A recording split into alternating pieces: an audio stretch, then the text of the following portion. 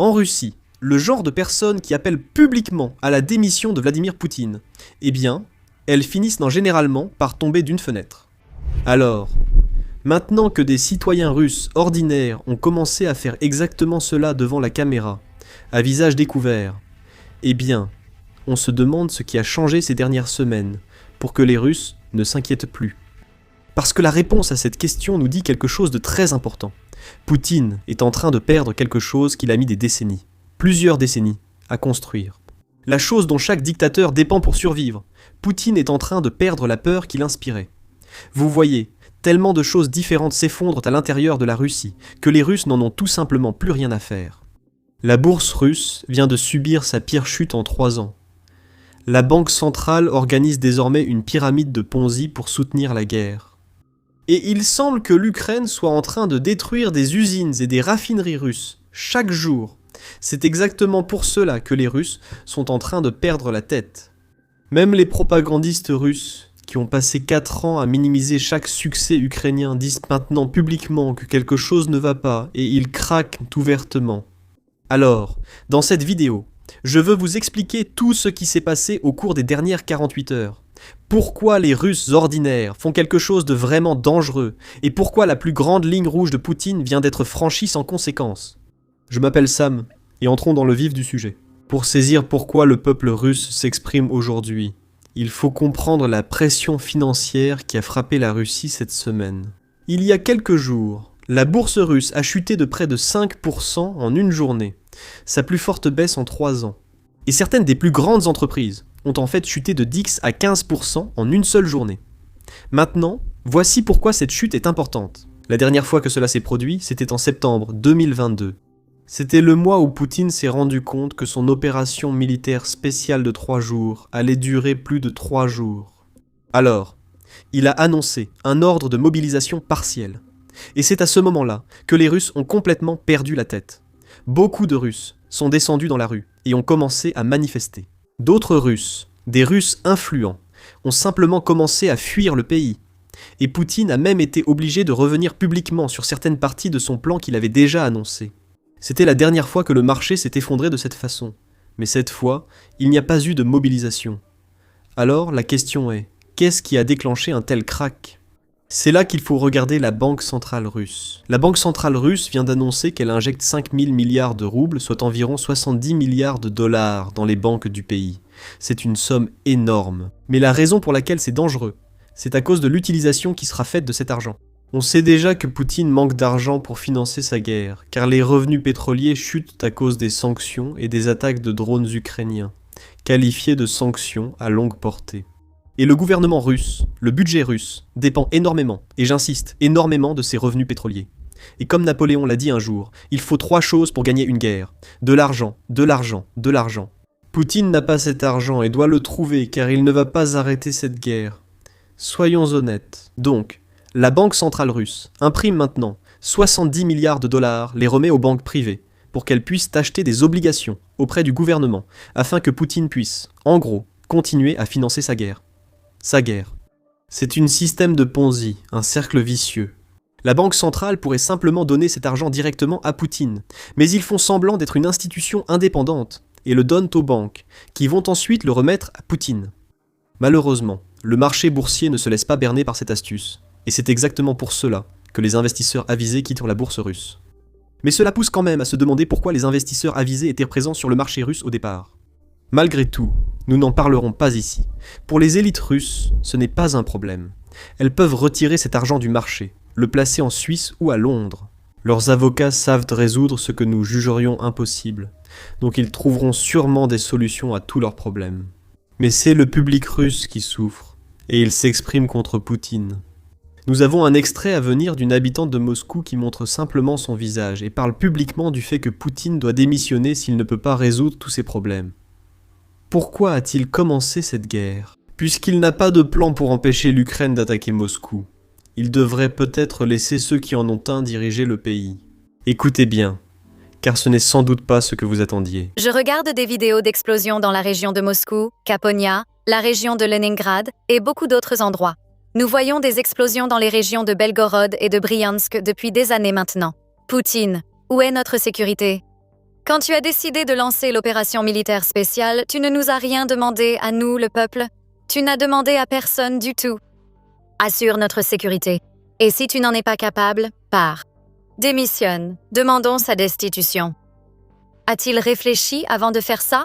Avant d'annoncer l'opération militaire spéciale, il devait bien comprendre que les défenses aériennes sont inutiles, que le budget a été pillé et que la corruption est partout. Il devait le comprendre. S'il ne l'a pas compris, après avoir dirigé le pays pendant un quart de siècle, eh bien, c'est juste un dégénéré, une personne inapte. C'est une raison de plus pour qu'il démissionne. Maintenant, je comprends pourquoi, en 2022, lorsque la mobilisation a été annoncée, des millions de personnes, pas seulement des hommes, mais aussi des femmes, des enfants, des personnes âgées, ont quitté la Russie. Pourquoi sont-ils partis? Maintenant, je comprends. Des gens sont emprisonnés pour bien moins que ça. En fait, il y a seulement 2 jours, un habitant russe de la ville de Kouzbas a été condamné à une amende pour avoir publié une vidéo critiquant Poutine, et il n'essaie même pas de cacher la raison de cette amende. Voici ce que dit le jugement. L'amende a été infligée pour une évaluation négative du président de la Fédération de Russie, exprimée sous la forme d'une opinion subjective d'une personne à la voix masculine, dont les propos contiennent des mots relevant d'un langage grossier, injurieux et vulgaire.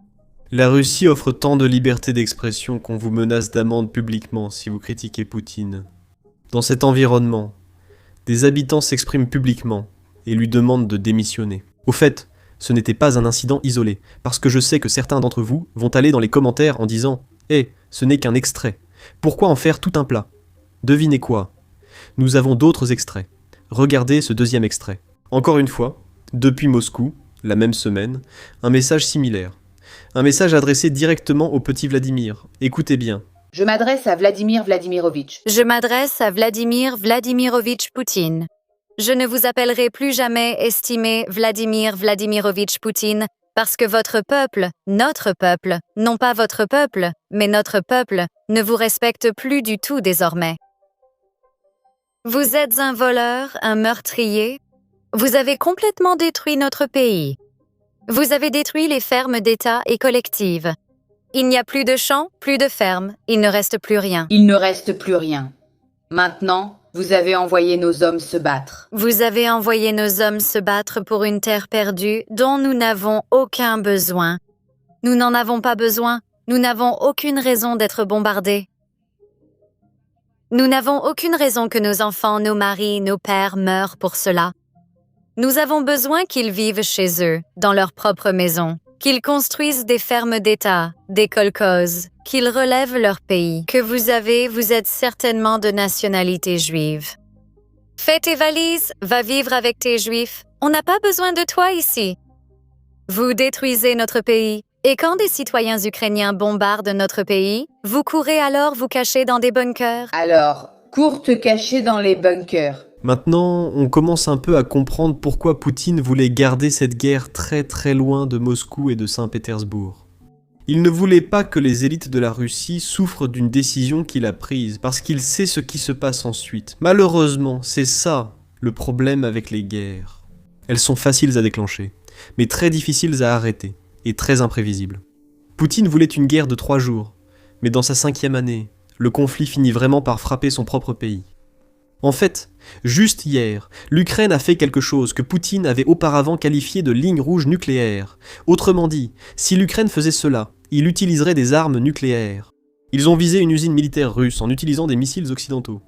Regardez, voici un extrait vidéo. En gros, ça a frappé le bâtiment avec une telle force que ça a littéralement arraché le toit et plusieurs étages. Tout est maintenant englouti par les flammes. Je suis complètement sans voix. Voilà les conséquences d'une frappe ukrainienne sur une usine militaire russe à Brosnev. L'usine produit des composants de guidage pour des missiles russes comme l'Iskander et le Kh-101. Les mêmes missiles que la Russie utilise contre les civils ukrainiens, et bien sûr contre les immeubles et les villes ukrainiens. L'Ukraine s'attaque aux fabricants de flèches, au lieu d'essayer seulement d'intercepter les flèches. L'usine militaire n'est pas le seul enjeu, le missile utilisé, un Storm Shadow, est également important. C'est un missile britannique avec des composants américains. Devine quoi? En 2024, juste après l'élection ici aux États-Unis, le président Biden a autorisé l'Ukraine à utiliser des missiles ATACMS à l'intérieur de la Russie. Après cette autorisation, le Royaume-Uni a aussi permis à l'Ukraine d'utiliser des Storm Shadows. C'est alors que Poutine a paniqué et lancé l'une de ses menaces nucléaires les plus explicites. Il a essentiellement dit que si l'Ukraine utilise cela sur le territoire russe, cela signifie que nous allons vers une guerre nucléaire. Écoutez bien, cet extrait est un peu long, mais il est important pour la suite de l'histoire. Alors faites attention à ce que dit Poutine. Mais quand il s'agit de l'utilisation d'armes occidentales de haute précision et à longue portée, c'est une toute autre histoire. C'est complètement différent. Le fait est que l'armée ukrainienne n'est pas capable d'effectuer des frappes en utilisant des systèmes modernes occidentaux de haute précision et à longue portée. Elle ne peut pas le faire.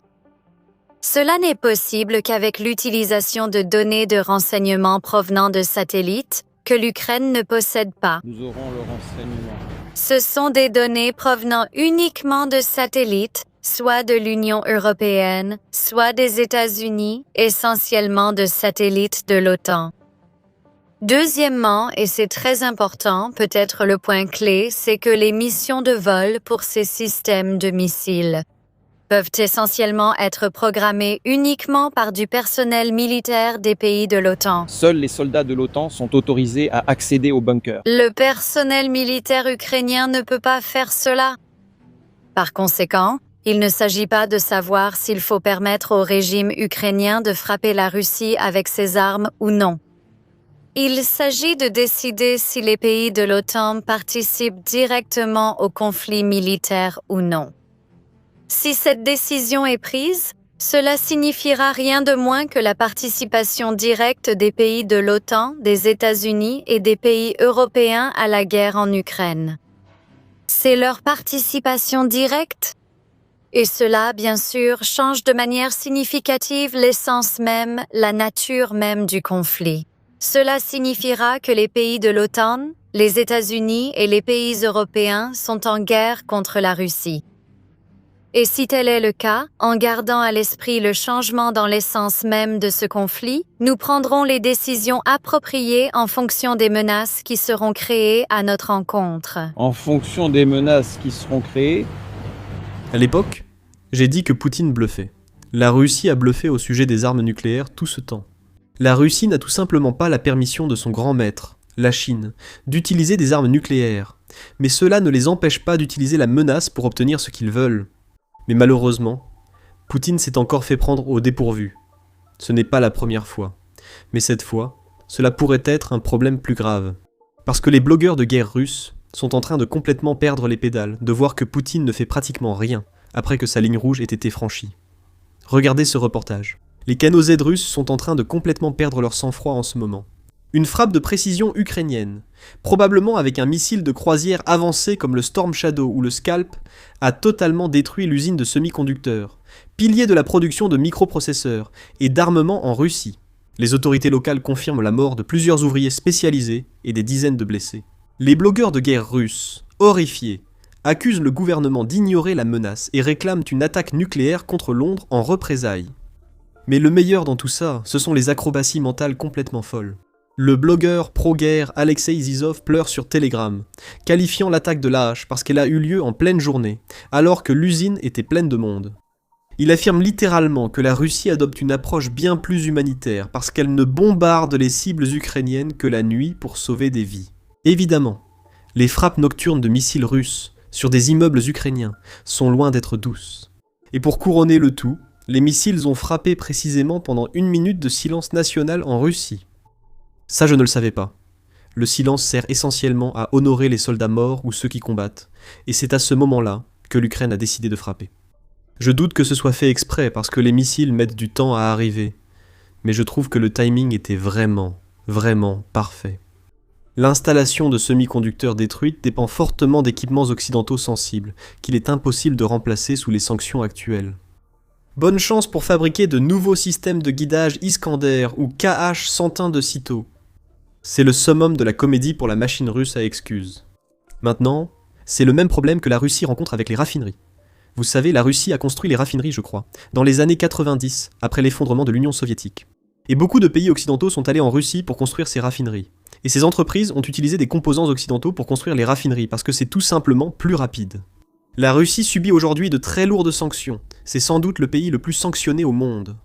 Quand l'Ukraine détruit une partie majeure de la raffinerie, ils ne peuvent pas la remplacer par des exportations occidentales à cause des sanctions. Cela ne signifie pas que la Russie ne peut pas obtenir ses composants occidentaux. Il existe tout un marché parallèle où la Russie peut acheter quelque chose en se faisant passer pour un acheteur basé à Dubaï, en Afrique ou en Asie. Quelque chose comme ça. Cela signifie que la Russie doit consacrer plus de temps et que l'obtention de la quantité nécessaire est plus difficile. Et le fait que l'Ukraine ait pu frapper régulièrement les raffineries russes signifie que la Russie a de plus en plus de mal à remplacer les composants dans ses raffineries. Et c'est pour ça. Tout récemment, la Russie a d'ailleurs annoncé que la raffinerie de Moscou qui a été frappée il y a seulement quelques jours, la raffinerie où le couvercle est parti dans les airs, il s'est littéralement envolé dans l'espace. Eh bien, cette raffinerie ne pourra plus fonctionner pour le reste de l'année. C'est assurément une bonne nouvelle pour l'Ukraine. Parlons maintenant d'un aspect plus léger de l'histoire. Comme vous le savez, Internet s'en donne à cœur joie avec tout ça, et les mèmes sont spectaculaires. Passons donc à notre rubrique mèmes, et vous connaissez les règles. Cliquez sur le bouton.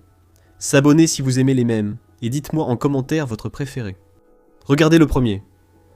Le premier, c'est Zelensky en train de ridiculiser Poutine, et je suis sûr que Poutine ne passe pas un bon moment. C'est assez explicite. Passons au suivant. Le suivant fait référence à l'une de mes citations préférées du regretté sénateur John McCain. McCain a dit célèbrement que la Russie est une station-service dirigée par la mafia qui se fait passer pour un pays. Cette phrase est restée dans les mémoires pendant des années parce qu'elle est parfaitement vraie. Mais devinez quoi ? Je pense que cette phrase n'est plus vraie. Car la Russie n'est plus une station-service grâce aux sanctions ukrainiennes. Et ça, c'est un général ukrainien, je crois, qui dit « Eh, ce n'est plus vrai !» La Russie importe maintenant du pétrole du Kazakhstan parce que la demande a explosé pendant l'été, je crois. Et les drones ukrainiens détruisent les raffineries russes. Donc ils ne peuvent plus vraiment exporter. Alors ils importent. C'est peut-être la première fois qu'ils agissent ainsi. Pourtant, depuis le début de la guerre, il y a déjà eu beaucoup de situations inédites sous le règne de Poutine. Il est devenu le premier président à avoir un mandat d'arrêt de la Cour internationale de justice. Il est devenu le premier président russe dont le pays a été envahi. Il est devenu le premier pays nucléaire envahi. Car lorsque l'Ukraine est entrée à Koursk, beaucoup de premières sont entrées dans l'histoire. Partagez vos mèmes préférés en commentaire. Avant de finir, un petit fait intéressant. Saviez-vous que Poutine est maintenant appelé le nouveau tsar parce qu'il règne depuis si longtemps ? Mais il est en fait lié à l'ancien tsar. Nous avons détaillé cela sur notre Instagram cette semaine. Allez écouter. Poutine est souvent appelé le nouveau tsar de la Russie, et ce n'est pas sans raison.